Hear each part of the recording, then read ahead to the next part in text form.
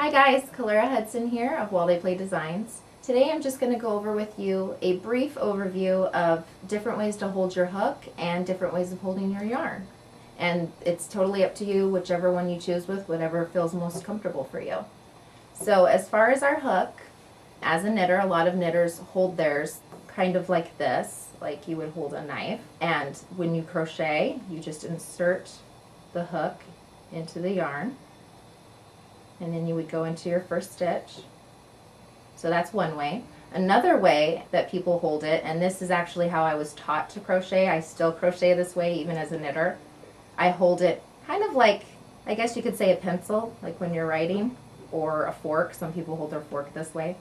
But as far as I can see, it's really a lot easier to go into your stitches and loop the yarn. If you can see all of the pivoting action that I have going on here with my right hand. I just think holding the hook this way gives you a lot more movement than it does when you're holding it this way. But like I said, honestly, it's whatever is most comfortable for you. So whatever way you like to do it, if you're getting the right amount of stitches and it's looking okay, you're happy with it, that's all that matters.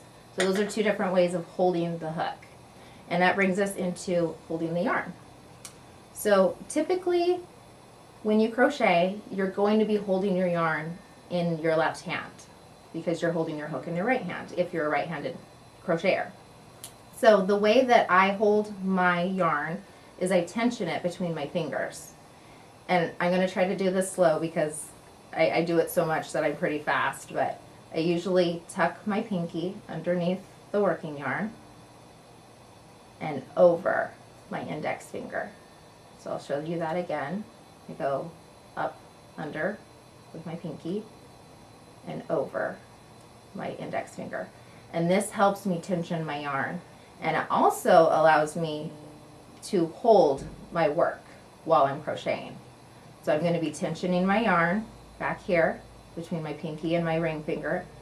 And then I'm also going to be tensioning with my index finger and holding my work. So as you're holding and you're going into your stitches, you can both hold your work and tension your yarn and yarn over your hook. So you're doing a lot when you think about it through this whole process. But if you take a look at the back here, you can just see my working yarn is just flowing right through between my fingers. So that is one way to hold your yarn. But you can also wrap, and I've seen a lot of knitters do this too, just wrap the yarn around. And I find it's very, very difficult to tension my yarn when I'm doing it that way.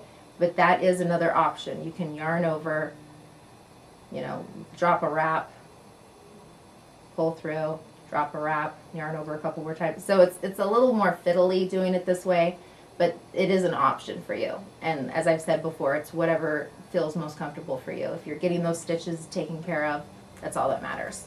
So those are just a couple different ways of holding the yarn when you're crocheting and holding the hook. I hope that helps.